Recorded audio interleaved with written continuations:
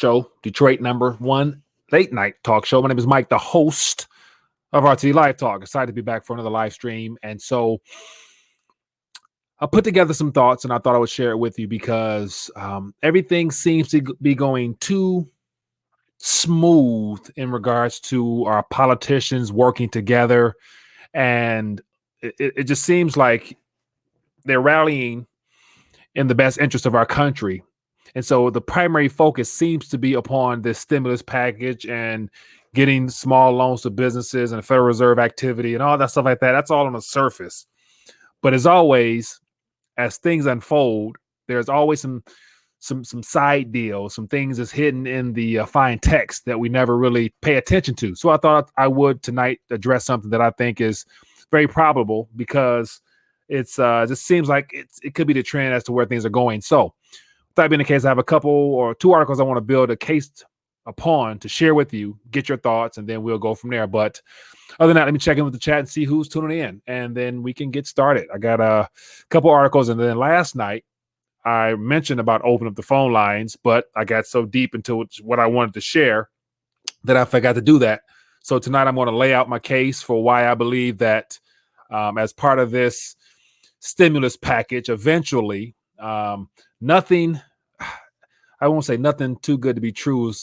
So with all this stuff that's coming, I believe that there's going to be some freedoms that we're going to give up in a sense. And I think it has to do with this health scare we have and a way that they will find a way to to work their way into our lives a little bit more. And it has to do with surveillance and a national tracking system, all tied into what I believe is a part of the plan of having that social credit score type of system that's done out in China. So we got Greg, we got James, we got Acme, we got Jason, JB, Alex, we got Mike. Okay, appreciate you guys tuning in. We got Mike from Australia. How you doing, my friend, in the down under? So Jason from Alaska. Good deal, good deal. So we scattered all over the place. So I appreciate you guys taking time to hang out with me. And so from the very title of this live stream, how the government will fight this pandemic. And it's interesting how so I'll start off by saying this. Having a talk with my wife tonight, we're talking about just the direction of this country and the fact that we're now facing something in the form of a health crisis globally that we would have never imagined. Like I never fathomed that we would be at a point where this health scare will be considered the real deal. And so the question my wife threw out there was, what if we had someone else in office, i.e. the person that ran against President Trump this last go around, where will we be at then?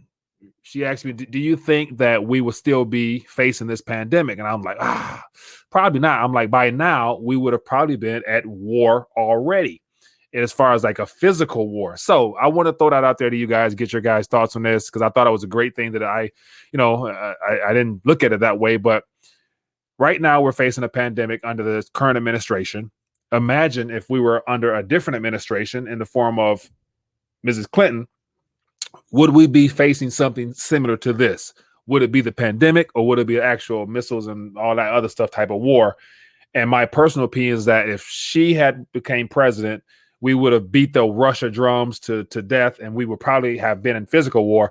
So any way it goes, I believe that right now in 2020, whether it was Hillary or whether it's Trump, we will be in some type of a war, a globally systemic event like we are now. And so I say that because I believe that that's all a part of the original plan to take us to this, down the direction to this one world government that we're ultimately heading. And I believe a lot of the things that will be introduced in this country in the months ahead, because once again, the stimulus package looks like it's going through. So everyone is about to get some type of stimulus. So everyone's going to get stimulated in some way. But with that stimulus comes the extra hand into your pockets and into your life, because whoever pays your bills or whoever gives you, they're going to demand something in return. And I believe tonight what I'm going to talk about has to do with what they're going to be expecting from us. And it's going to be similar to what was rolled out the last time we had a global event, which was 20 years ago. And we see what happened from there. And so, Damon 3, I appreciate that love offering, my friend. Thank you for being a blessing to the channel. And so I want to get right into what I'm talking about tonight, because I believe we're right where we're supposed to be as far as 2020 being the year of chaos, whether it had been physical war or an invisible war. We're currently at a point where it's a global event. So this is where I believe we're supposed to be, according to the way things are being set up by all those that are behind the scenes. And so what's next? And so a lot of people might be wondering about all the monetary side of things. And of course, the stimulus. I think I saw an interesting tweet today about the total package when it unwinds. $2 trillion from the Congress approval for stimulus for small business and for citizens and stuff like that. $4 billion by the Treasury and the Federal Reserve for everything to accommodate anybody who needs something. So $6 trillion total. And the tweet was from a politician, and he was saying that $6 trillion that's just going to be brought into existence out of nowhere was actually put to use solely for the citizens, instead of them giving us $1,200 a piece and $500 for the kids as that initial installment. Because once again, they're going to find out that $6 trillion won't cut it to a quadrillion-dollar global problem. But so anyway, so doing the math, $6 trillion given by the 2-4 for the Fed, 2 by Congress, all packaged in one, $6 trillion total. If they would give that to each family of 4 individuals, or if each citizen in the U.S., 350 million citizens, this is his calculations, would receive $17,000 as an individual out of that $6 trillion. And then as a family, you would get, I want to say, he said his math says something like $64,000 as a family of 4, if that was a real stimulus for the people. And so I missed that call. I'll take that call. And so I thought that was very interesting, because James says bond market collapse, hyperinflation, hands down. That's why I'm thinking like by now it should be quite evident that there's issues, and it stems we have a debt-based system. So it's about to be a lot of issues. Hello, caller. What's your name? Where you calling from? Yeah, this is Patrick, just calling again from Virginia. Last time we chatted, I was telling you about how they were gutting the basic income from the package and whatnot, and there's a lot of corporate greed that's going into the stimulus. So yeah, I'm just glad that they didn't do the 4.5 trillion, and they moved forward with the $2 trillion. I know, man, it's kind of crazy to think that it's $2 trillion, which is the largest in American history. Yeah, that they were wanting to propose something much larger than that. They really wanted to press the envelope that much further. I don't even think people understand and comprehend what $1 trillion is. A stack, a $1 bill note here to the moon. And people don't seem to get that to the 6 goals. They think $1 trillion is no big deal. Yeah. It's really outrageous. It's a fictitious number that is going to impact the lives of many people on the globe, not just in the country. Yeah. So yeah. So what are your opinions on this? Okay, good point. A loan that the government's going to give to people. Okay, so my first thought is this $2 trillion is I think I played last night and night before, the $2 trillion that it looks like it's good to go. It's just a Kickstarter. Like, it's just to get this party started, because once again, $2 trillion with all that, I saw some of the things that the funds are going to. They're going to bail out the airlines and become stakeholders in the airlines, and they're going to forgive billions of that debt by corporations continue to keep on payroll their employees at the same time we're supposed to be forced into quarantine. And so also now $2 trillion would just probably be enough to get us to like maybe May or June, and then they're going to have to go back and say it's not working because there's going to be more corporations. Like, I'm watching articles about all the retail stores talking about they're not going to pay rent because they don't have employees, they're not in business. So it's going to be so many defaults and all types of things. So it's going to be 10 times more companies and sectors that I'm not even cognizant of right now that's going to be running to the government for a bailout. So this $2 trillion is just to kick the party off. And then the Federal Reserve has already opened up a lending facility of all types to accommodate whoever. And that's just the Fed. So that's the Federal Reserve doing that, and the United States government. So that's fiscal and monetary policy together stimulating in one currency. which spells trouble down the line, in my opinion. Okay, yeah, totally. We're on the same page. Yeah. But that still didn't answer my question. How do you feel about this government payment loan that they're going to give to all the other people that aren't involved in the corporate apparatus? Mm-hmm. Well, what do you think of that? So you say, I'm sorry. Okay, let me cut this up a little bit. Say that one more time. The government. So what do you think about the pay loan that's going to be given the pay loans everyday man? Yeah. Okay. So I'm thinking. So you said that the pay loans is given out to corporations. No. The payday loan that's going to be given out to the layman, everyday person. Okay. So here's the thing. Like, so I think that at this current moment, like I mentioned the other night, it's basically being offered as what I would say is hush money. Like, it's one of the things where the goal is to save the global economy or the monetary system. And it so happens the casualties in this war that I'm about to talk about in a minute happens to be the citizens. So you can't let the citizens go belly up when they're the, I'm saying but we're the cash cows in the system. Like, if we don't consume, if we're not working, then there will be no way of keeping this economy going. So you have to put a little bit of something in our pockets to make it look like you care, while you give the majority to the entities that are part of the problem. So I think it's something that they have to do. And my thoughts are, if you really care about the American people, let the companies go under and you stimulate the actual workforce and let them choose who they want to invest in, again, to weed out the bad actors and all those fake companies that should not be in business because they've been fraudulent in their activity. So I think it's good that we're getting something, but it's one of the things where I'm about to talk about now, and getting this little stimulus, this little hush money, is going to come with some of our freedoms. And that's what I'm about to talk about right now. Oh, but sir, here's the thing. Yeah. It's not really hush money if, you think about it, the principle of taxation is tax. It says tax? Because literally, if you didn't pay taxes, then you're not getting any money. Right. Like, they want Well, watch this. I think taxes... A sheep system, somebody that's actually willing to pay in and fall in line. Mm-hmm. Like, that's exactly what it is. Not only that, if you make a certain amount of money, you're not going to be able to receive money at all. If you make about $75K, the chance of you getting the most money out of this is literally nothing. If you make over $100K or $175K per family, the couple, no way you're going to see this. Right. Right. I agree. And really so the way they're doing it, they're trying to make it even at all, regardless of somebody's, actual net worth. Mm-hmm. Yeah, it doesn't make sense. It doesn't add up in no way or wrong. A lot of people go get shafted, but everybody getting shafted all together. So it's one of the things where it's presented as something that was good for the working class or the lower tier of the working class, but it's en route, it's coming, and it's just going to be the pinch in the bucket because they're going to have to sustain this thing. And I think at the end of the day, they're going to have to address the idea of taxation on these funds, because it's going to be hard to give people crumbs and then extract those crumbs through taxation. So I think there's going to be some shuffling of the deck when it comes to the IRS and how they're going to roll out this new payment structure, which will be digital in nature, to where it's going to be probably taken out directly without even having to file, and they're gonna make things easier for themselves. And I think they're gonna try to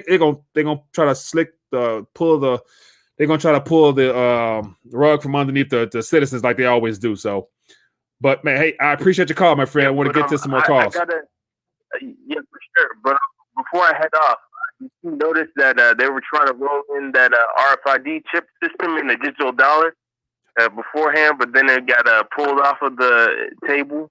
I saw about that. They make it clear. Yeah, it'll be back. It'll be back on the second bill. Yeah, it'll be back on the second bill. Like when they come back for those second funds, it'll be in that payment. But hey, man, I appreciate you calling, man. All right, be good. Sure. Great chat. Take care. All right. Yes, sir. Great. Appreciate you, my friend. So yeah, it's this, all this right now is just a first experiment. Like, $2 trillion, $4 trillion, $6 trillion won't be enough for a quadrillion-dollar global problem. And so, yeah, it's just the beginning. So I am personally, it's a part of the game plan overall to bring down the system and transition us into something else. So I'm not surprised by any number that's thrown out there because it's all one big experiment that's coming apart at the seams. So, got to keep in mind, these are men and women just like us. They're not omnipresent. They don't know the beginning from the end. They're just doing what's in their best interest to make sure they don't look like they're the ones that's causing the problems. So, all right. But let me get into my primary subject matter for the day. Henry Brown says, doesn't anyone pay sales taxes, service taxes, gas tax, and thought Sean Rand Paul said income and property tax was illegal or for voluntary? Yes. And I want to say, I'm not sure about Rand Paul, but I know his father, Ron Paul, was definitely on that camp. And so we're going to find out, how Trump wants to roll this thing out. Because if he's really the people's champ, like a lot of people think that he is, and that he's going to disrupt and, undo the deep state and all stuff like that, then I'm sure he's going to address taxation because I know him, me knowing how he gets down based upon what we see, he don't like to be taxed anyway. And so he doesn't pay taxes, but I'm sure he would like to have it so that no one's in his pocket talking about taxation, as he's going to eventually be further well off after all this blows over. So, just my little 2 cents there. But let me get right into the point of this discussion. So, okay. So I start off by saying, this is very subject matter. It is. Okay. I lost my train of thought. Okay. One thing I realized, if you haven't noticed, every single speech that President Trump gives, he reiterates certain key phrases, key words that you have to pay attention to. These key words are very important because I believe it gives us good insight into what he would like to lay the foundation for. And so you see how he's changed his narrative from pointing the blame to putting a geographical location on this enemy that originated in China. So now it used to be it was originally came out as saying the full word, the C and the V, full word. Then the medical staff shortened it up to just abbreviation with a number on the end. And now it's a country with a virus, so China virus. And so he's become very specific as to pointing to its origin for a reason, I believe. I don't quite understand why, but I'm about to get into why I think that this enemy we're facing is a part of the bigger equation for what they're going to eventually want to roll out in this digital economy that's coming. So I actually wanted to do some research. So I'm like, let me go ahead and find out for myself. And so if you have not noticed, I've tried to watch every single speech if I can. And one thing that's very obvious is he uses the words. And so I actually looked up the word to see how many times has he been referencing the word invisible enemy. And so between Twitter talking about war and just the word enemy, so President Trump uses the word invisible enemy a lot. And so I start off, for those who just got here, I start off by mentioning how my wife brought to my attention how where we're currently at now, and I believe we're supposed to be here at this global showdown of having a globally systemic problem because of the debt and because of the debt nature and the fact that we're supposed to be in this monetary shift right now. The question was, how were we supposed to get here? And my thoughts were, if Hillary Clinton had won, we would have had a physical war starting right about now, if not already, because I think that's a part of the plan. And now that we'd never had a physical war because Trump didn't look like he bit the bait on wanting to fire rockets back at Iran in January and any other time, the Russia situation, Trump doesn't appear to have any outright enemies. If Hillary was in, she would have been mad at China and Russia together playing big and tough, which would have created a hot war, I believe. So we didn't have a hot war yet, but now we have a invisible war against an enemy we can't see. So anyway it go, I think we're at 2020 at this point, we're supposed to have these type of problems. It's just a matter of what type. And I think they chose the invisible kind. So President Trump is very, very prominent in saying the words invisible enemy. Why? And so if you just look at, so all the words are highlighted in yellow here.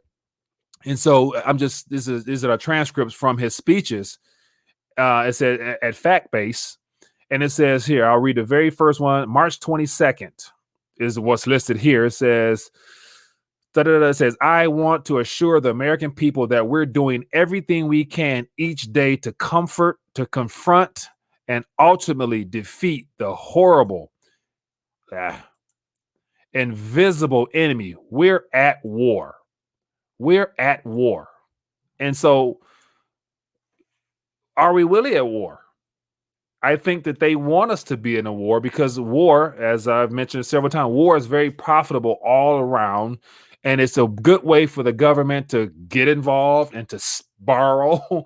And it gives a chance to Federal Reserve to help out their banking buddies and institutions and all their stuff they're doing on the monetary side. But then it gives the government a chance to expand the national debt and go a little further into debt to boost the economy, as they call themselves doing. At the same time, nobody's working. And the stock market went up today. Oh, interesting. But anyway, so just I was reading some of these things. It says the new information will drive the next phase in our war against this invisible enemy. So this is a interview. This is a letter that was given to the governors on the whatever pandemic, the 26th, which is today, and then the 21st. It says every American has a role to play in defending our nation from the invisible, horrible enemy. It really is. It's an invisible enemy. Okay. Next one.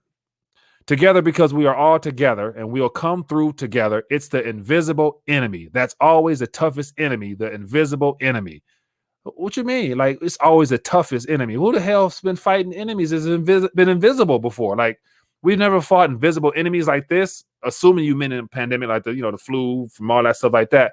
So it goes on and on about invisible enemies. So I'm like, okay, if we're at war, the enemy is invisible, then how do you combat how do you combat warfare? It's something you can't see. And I'm thinking like, wow, they're going to be very creative, and this is where their creativity will come into play, where while we're caught up in the primary focus is the health scare.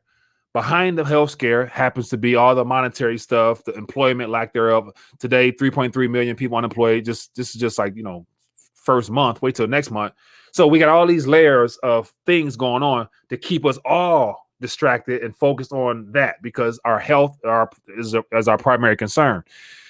And so, does it surprise anybody that we're at war against somebody we can't see? At the same time, they're not talking about how they're going to fight this enemy long term, because right now everything is about testing. They're just talking about testing.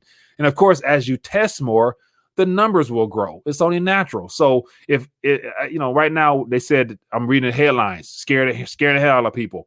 The U.S. surpasses Italy, and we're borderline China. Well, first of all, those numbers are very skewed, because definitely China's numbers should be a lot bigger than what they're showing us.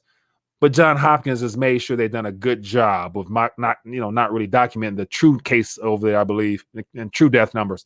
But anyway, so we're at war against an invisible enemy. And so the next phase of this invisible warfare will be in how to track and trace and how to monitor those that are combatants inside of this invisible war.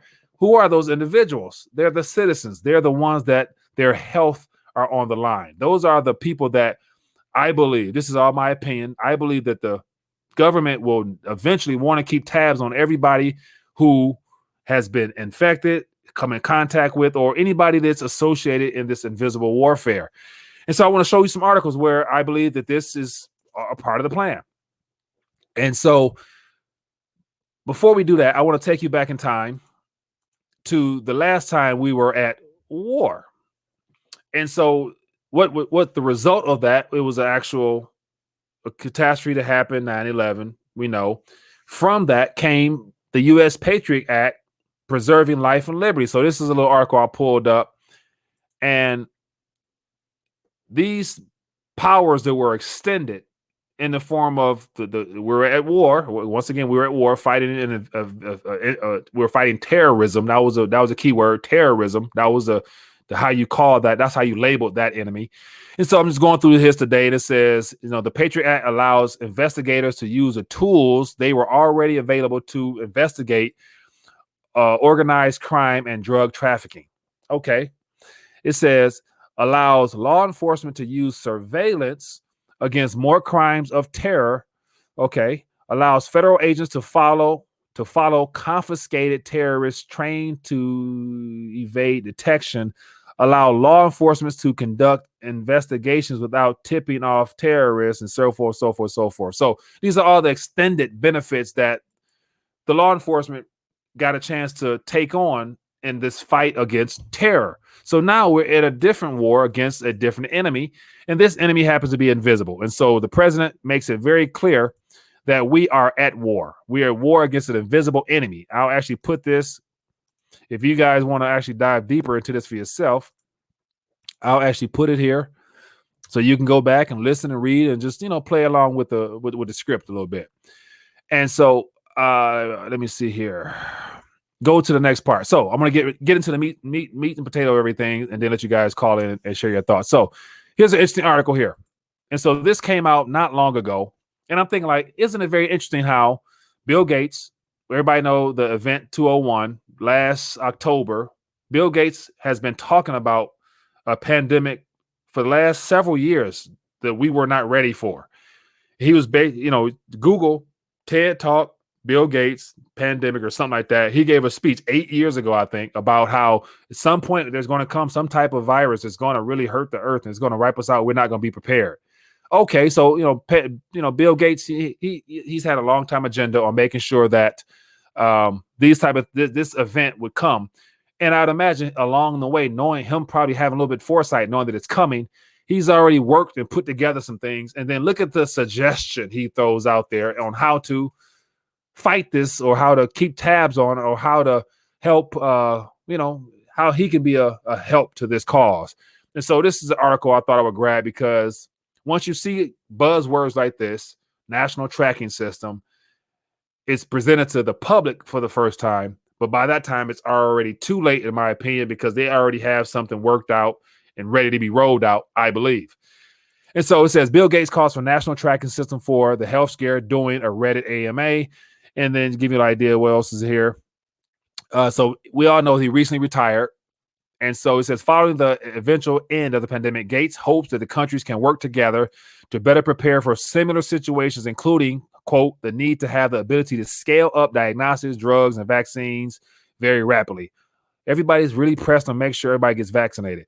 The technologies exist to do this well if the right investments are made. The $100 million his wife and Melinda Gates Foundation donated to fight the health scare is focused on those areas. So not only was he talking about, he'd been prophesying on a pandemic coming, but he's the first in line to donate $100 million. But then his company will be the first ones to develop the software and the tracking system that will make these three things come to life. Ways to make sure everybody's vaccinated, make sure everybody can be tracked for drugs, diagnostics, all stuff like that. So it's good to say if this original comment or statement came from Bill Gates, he'd been talking about this for 8 years, give or take.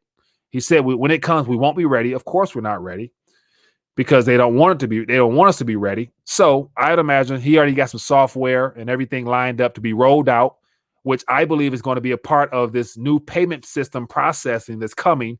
And along with that will come all the things that we see happen out east with China, the social credit score and all those things that are all interconnected, all software based. And I believe Mr. Gates will have his hands in on this because, once again, no one just throws out the idea of a national tracking system for this health scare by coincidence. And then the very next article, I think is very interesting because here we have more things along that same line of tracking. And so it says, use of surveillance to fight the health scare raises concerns about government power after pandemic ends. And so the reason they throw this out here is because there's already, it says, other nations like Israel, Singapore, South Korea are also using a combination of location data, video camera footage, and credit card information to track those that are impacted in those countries. So here we have location data, GPS, video cameras, closed caption television. Then we have credit card information, the payment process. And so these are nations that are already using this technology.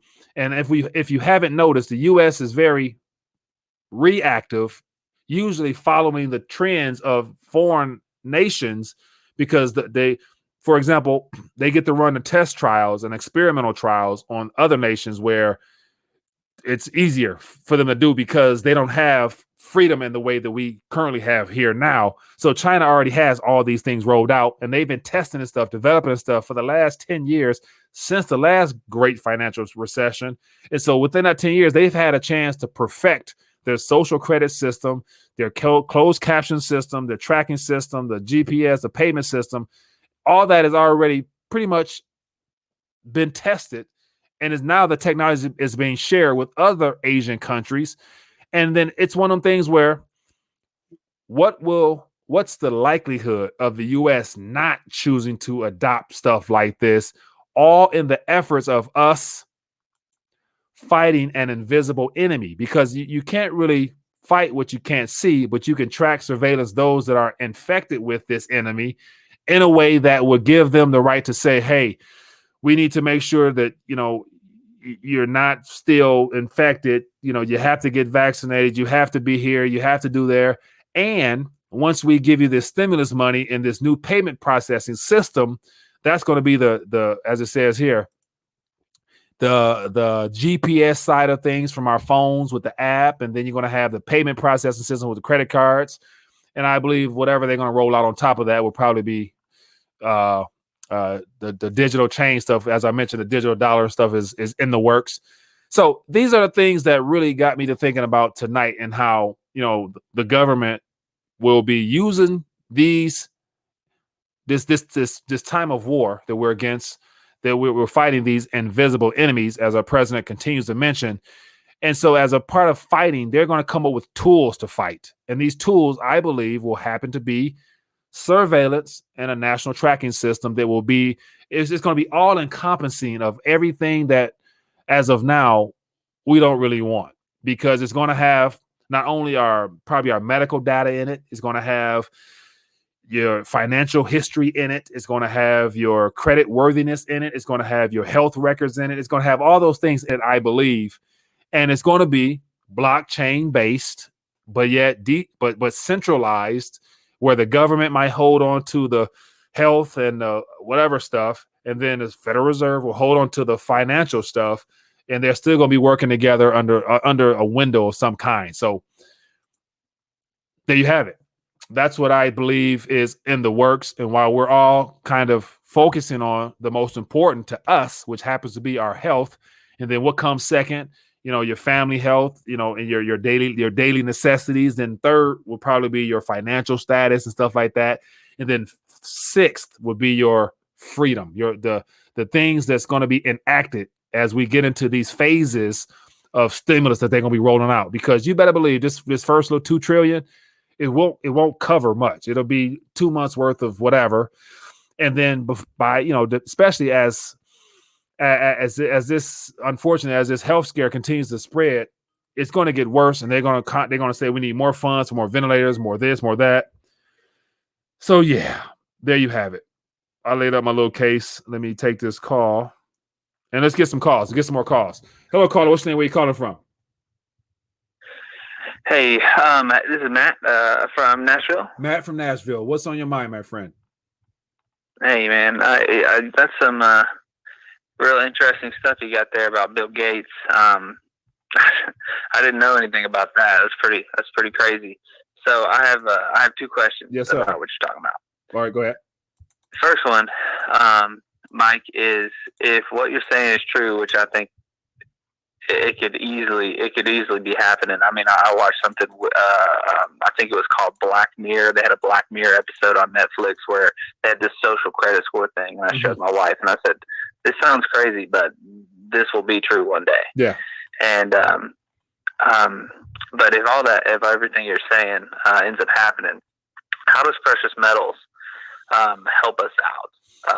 And I mean, I'm a stacker like you, but I'm still like, dude, what did they get? I mean, how is this going to work? Right. And then my other question is, if the social credit score rolls around and they're tracking the coronavirus, and it's heavily dictated, like socialist, communist, new world order. All the countries are in on this together. Where do you go? And do you take the vaccine? Like, what are your thoughts on this whole vaccine thing? Have you made up your mind on whether or not you're like, no, I'm not doing it, I'll just go to jail, or are you like, no, I'm going to do it, or what are your those are my two questions. Right. What do you think about this vaccine, and then how does metals help us in your scenario? All right, sounds good. So I'll take that question. I'll answer it off air, and then I'll share my thoughts on the other microphone. All right, Mike. I appreciate it, man. Thank you, my friend. Good question. I appreciate you. Yeah, I'll catch you. See you. Bye. Great stuff. Great question. So, man, and the interesting part about this is that, once again, this is just me trying to connect the dots to better understand what type of world we're living in now and what type of world we're going to live in the future. So, first question was precious metals. How can precious metals help us at this current point? And that's a great question, because right now, as I mentioned last night, I think that this little last inventory that might come in before martial law kicks in and the airline industry is shut down. Therefore, all logistical stuff will be government tailored, and they're not going to be concerned with making sure the bullion dealers are restacked with metal. So basically, if you ain't got it now, you may not be getting it soon. Okay. So with that being the case, as we get through this process, the length and the severity of how bad it might be, no one knows.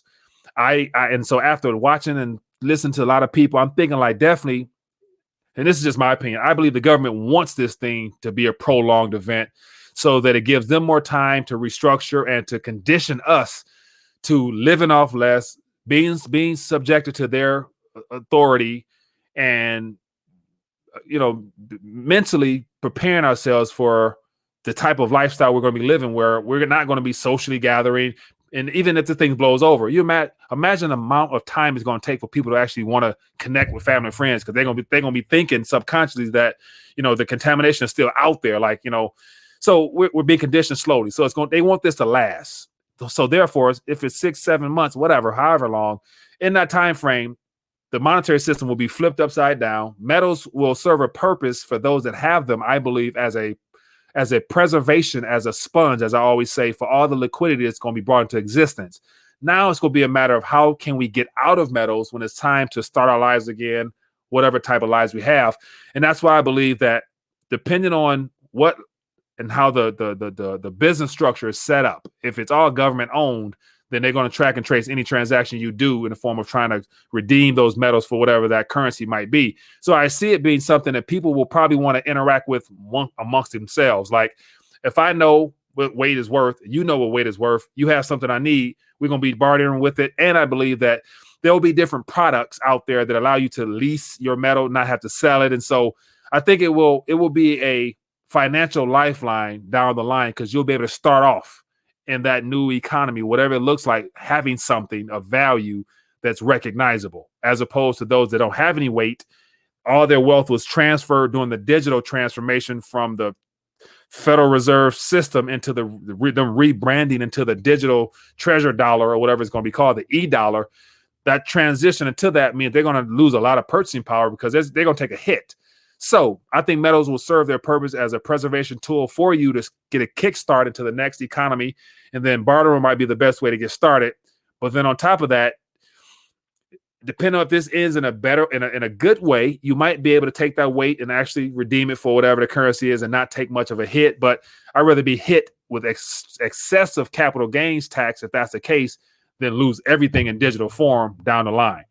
And then the second part of the question was the vaccine thing. Okay, so great question. I was talking to my wife and just talking the stuff out.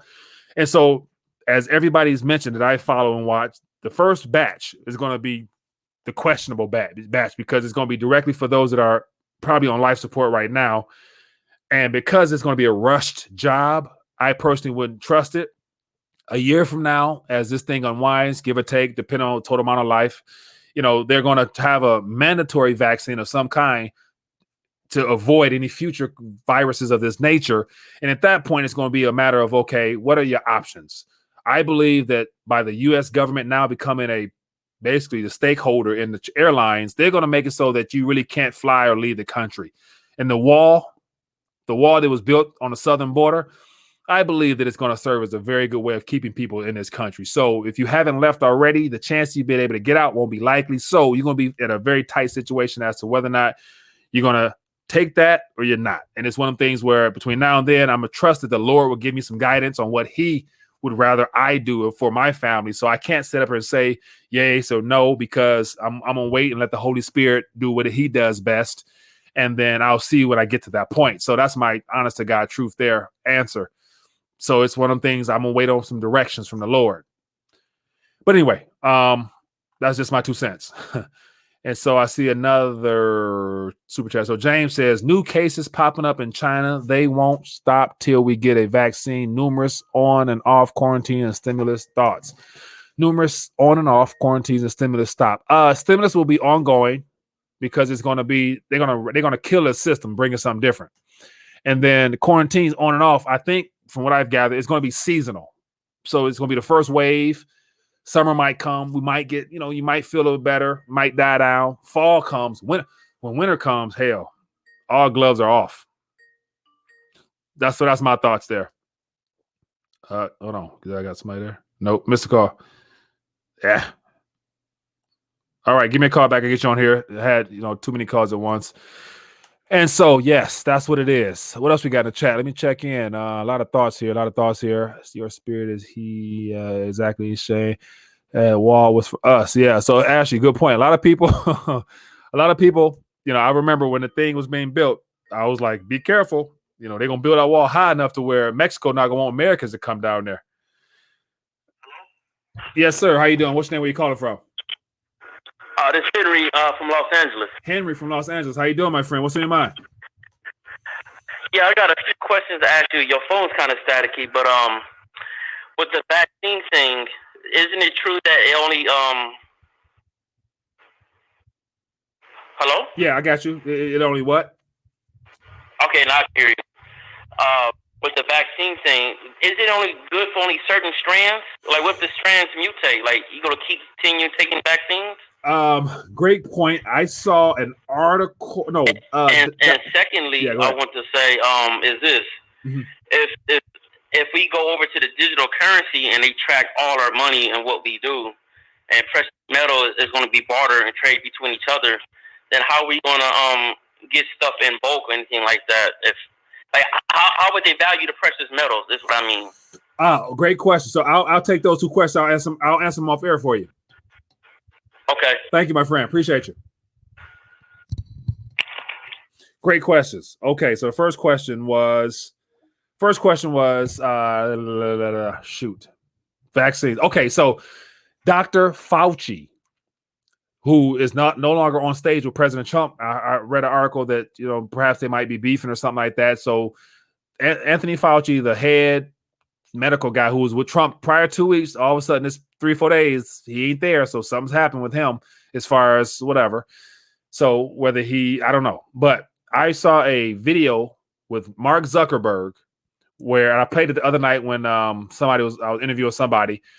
Dr. Fauci, in that video, I was listening. He said that the goal is to have a universal vaccine where it's good for all coronavirus strands. So they want to eventually put something out there that will alleviate this entire strand itself, like to knock it out of existence totally. That's what he said as far as a universal vaccine is what they want for the world to take. And that's a problem because, once again, I believe the coronavirus doesn't naturally mutate. I think it's man-induced. I think this is, as I mentioned before, human malware, to where this is an intentionally enhanced concoction there. So I think that the goal all along was to mutate this thing to what it is now. I don't think this is just a natural mutation, but I'm not a scientist.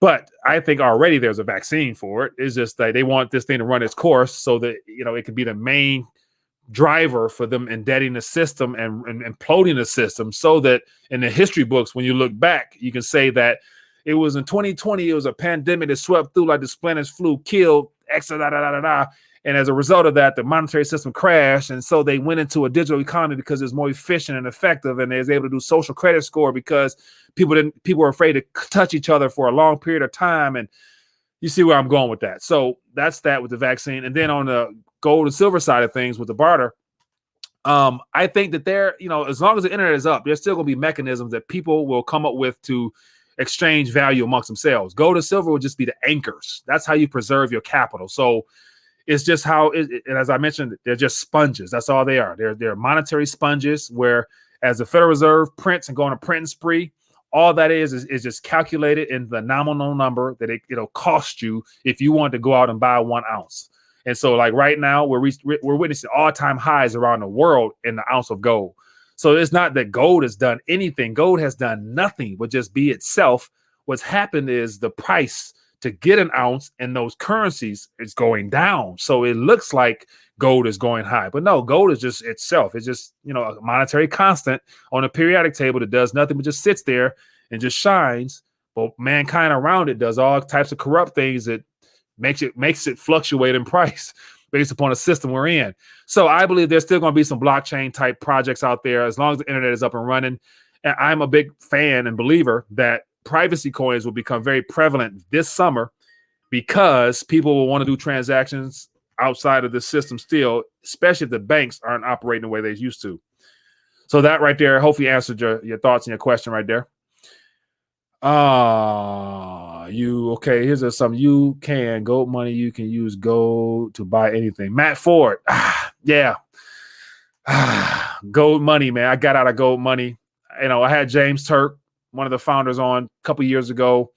Roy Sabaj now is the president. Glint, gold money. I wouldn't vouch for it, man. I would not vouch for it at all because it's too much counterparty risk. Hello, caller. What's your name? Where you calling from? Hello? Hi there. What's your name? Where you calling from, buddy?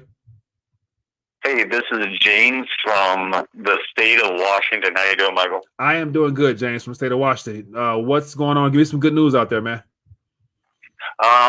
It's not too good. A lot of things are shutting down, and I'm considered an essential employee at an agency, and there's probably like 30 or so people showing up out of 2,000. Like 5 people in my unit kind of showed up, but one of our devices kind of stopped working, and so we couldn't work at all. And kind of going with how the market works, and sell yourself, fix something for somebody else, and they'll buy your service. What happens when you can't really sell what you fix, and other people can't fix your stuff? You know what I mean? Yeah. So repeat that for me one more time. You said what happens when one more time? Well, because for like the market, you sell yourself and pretty much fix other people's problems. Right. But what happens when you can't fix other people's problems and other people can't fix your problems and everything just starts breaking down, which is what's going to happen once they quarantine everybody.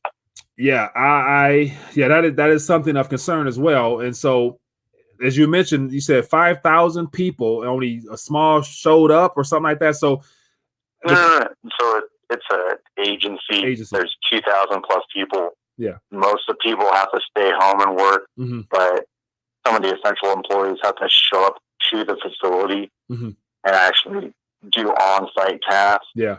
But one of our main, materials or devices stopped working and nobody could work. And we all just had to go home until somebody can come by and fix it. Wow. Not sure when that'll happen. Yeah. So, and that's a realistic thing that I believe is going to occur, because I was talking to a family member who's in the medical field, and they were saying that at some point the nurses and doctors, they're already talking about if this thing gets out of hand and if they're not infected, they're thinking like they're not going to show up. So out of just sheer concern for yourself at some point, because of this invisible enemy we're up against, I'd imagine it's going to click that I can't beat this or defeat this. So I have to be concerned with protecting myself and my family. So I can imagine there come a time where a lot of people choose to opt out of work, especially with the government now coming in, trying to backstop and support everybody. So I can see that happening, and that's going to be a problem. But here's another thing to look at. As a Federal Reserve and the governments are creating all this legal counterfeit currency, for the people that actually go to work and earn an actual steady paycheck, to see the government inflate the monetary base the way they will, creating all this currency and giving it to people that are not working, it's kind of like it's a slap in the face because your check won't grow, but you're working, doing a responsible thing because you can and able to, and blessed to be able to do it still, where you have people who are not able to due to circumstances, but they're still getting compensated. And all that currency that's being created is going to drive up prices. So everybody's going to be rushed to the store. The person that's working and the person that is not able to work but getting subsidized, where the currency will show up at the currency will be a primary problem. So the question is, at what point do you say, the hell with this? I'm not getting, the currency does me no good, and I can't go buy anything with it. What the hell am I working for anyway? Type of thing, you know? And I think that's something that could come down the line if this things continue on. Yeah.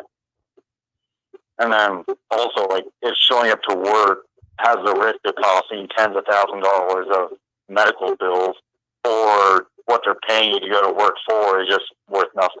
Yeah. So it's so with the current monetary fiscal policies that are in place now to save this last dying system, it's going to come back and it's going to make people who actually work and invest and save, like, man, they're going to look extremely foolish if they continue to practice sound financial practices that no longer work. Like, we're in a whole new world. Last Sunday, when the Federal Reserve dropped to zero, we entered into a whole nother ball game, and a lot of people still playing it the Dave Ramsey way, which, you know, I think is going to be problematic, man. But hey, I appreciate you calling, man. Be blessed out there, and wish you the best, man.